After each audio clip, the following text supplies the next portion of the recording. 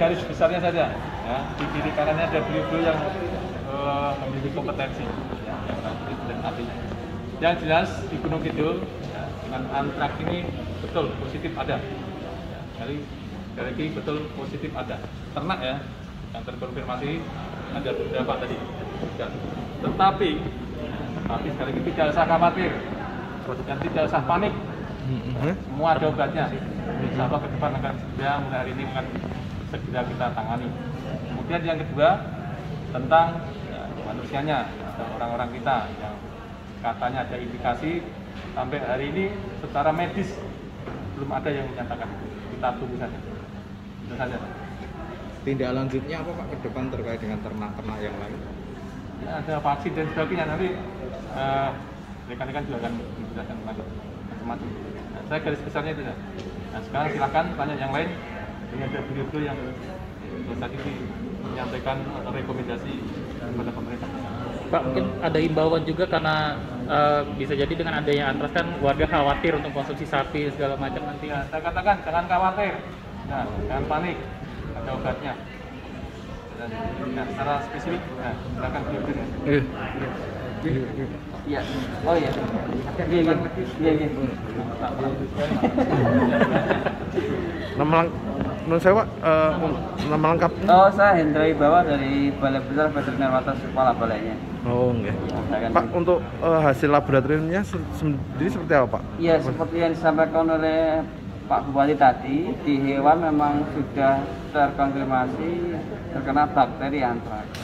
Nah, sebenarnya pada hewan ini kalaupun sudah terkena dan cepat-cepat tertangani, insya Allah bisa disembuhkan. Tapi langkah penanganan yang paling tepat memang diobati di lokasi kasus dan dilakukan vaksinasi di sekelilingnya. Insya Allah itu cepat mengendalikan kasus. Ada berapa hewan yang di sana? Kalau hasil dari investigasi kami dan Dinas Peternakan dan Kesehatan Hewan Kabupaten Gunung Kidul, hewan total kematian itu ada 6 tambah 5, 11 sapi dan 4 kambing. Iya, jadi ada 5 sapi di Kapanewon Poncong dan 6 sapi di Kapanewon Gondang Sari.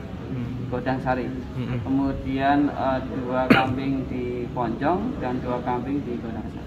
Periodenya hampir bersamaan atau seperti apa Pak? Hampir duluan di Poncong dulu.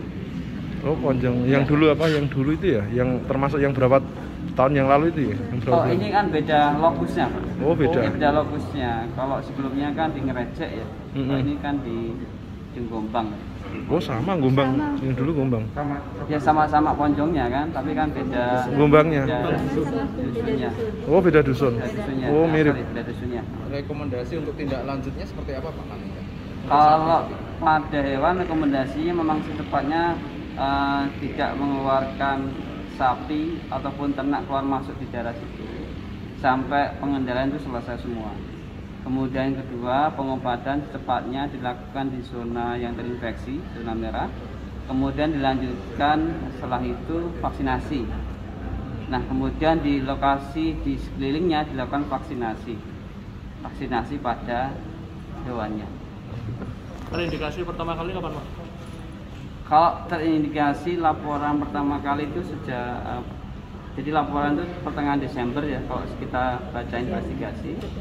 Tetapi kemudian baru ada laporan itu di Januari dan langsung kita lakukan investigasi. Sekali lagi teman-teman Dinas Peternakan Kesehatan Hewan Gunung Kidul sangat berperan aktif di situ, sangat cepat. Kemudian kami dari Balai juga melakukan investigasi dan melakukan identifikasi penyakit dengan cepat. Kira-kira asalnya dari mana? Kalau asalnya kita masih dalam penyidikan. Yang jelas ada 2 kemungkinan karena di situ lokasi endemik sebelumnya ada kasus. Karena sifat antrak ini kan bisa tertimbun di tanah karena sporanya. Nah, pada musim penghujan spora bisa muncul dan kalau misalkan peternak mengambil rumput di daerah yang terkontaminasi spora antrak kan bisa kena lagi. Nah, itu yang kemungkinan terjadi. Kira-kira butuh waktu berapa lama Pak supaya bisa terkendali gitu?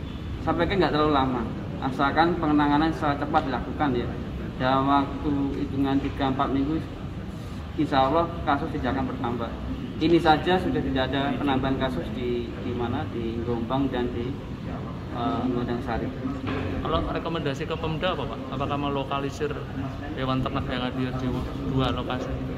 Iya, itu tadi kan sudah kita sampaikan. Yang pertama, cepat-cepat melakukan pengobatan dan vaksinasi, kemudian tidak mengeluarkan dan memasukkan hewan ke lokasi kasus.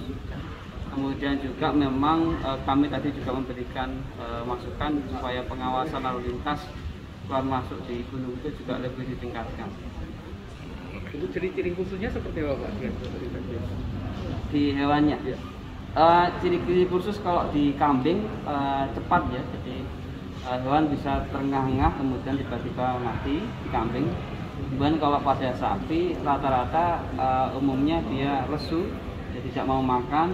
Kemudian ada kembung, jadi indigesti. Kemudian jarak beberapa waktu dengan jam itu bisa terengah-engah, jadi karena dia membutuhkan oksigen, karena kan ada toksin di peredaran darahnya. Kemudian kalau tidak tepat tertangani itu bisa mati. Tapi kami pernah juga melakukan investigasi hewan yang sudah gejala seperti itu, kalau cepat tertangani dan diobati itu sembuh Pak, sembuh. Atau Oh 11 sapi dan 4 ya, sapi. 11 sapi kan sama kambingnya 4, yang mati berapa Pak? Itu yang kita hitung yang mati. Yang mati semua ya? Iya. Kalau terindikasi hewan yang lain nggak ada? Enggak ada, karena kan sifatnya kelihatan jelas diagnosisnya kan mati kalau antraks, kalau nggak tertangani gitu.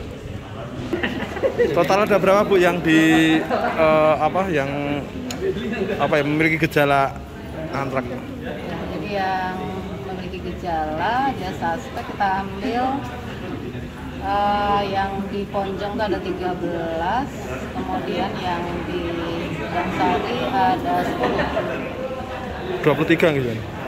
Itu bergejala semua Bu? Bergejala.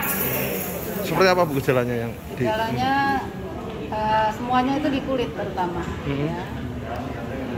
Yang melepuh-melepuh ciri khasnya mirip antraks.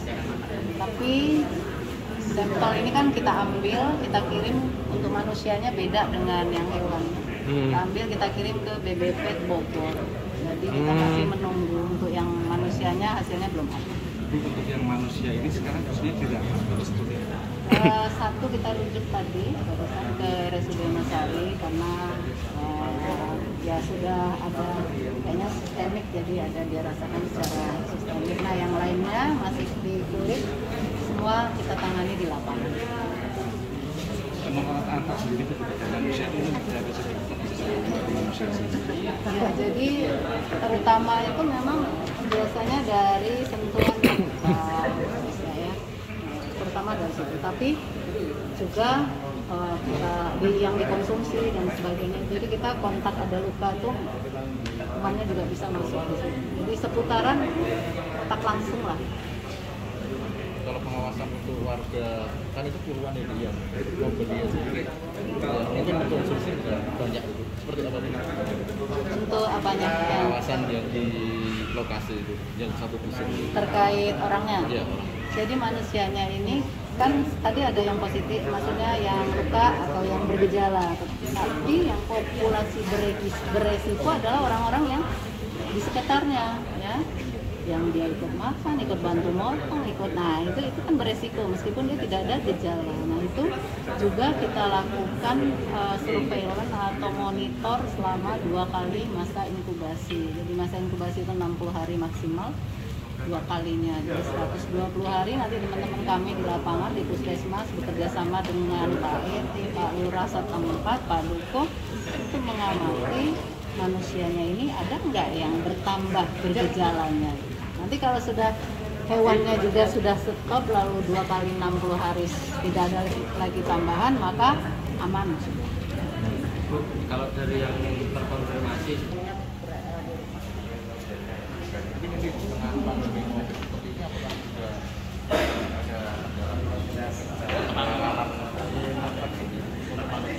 ya mungkin kalau dulu kita bisa mengumpulkan masyarakat lebih mudah ya, untuk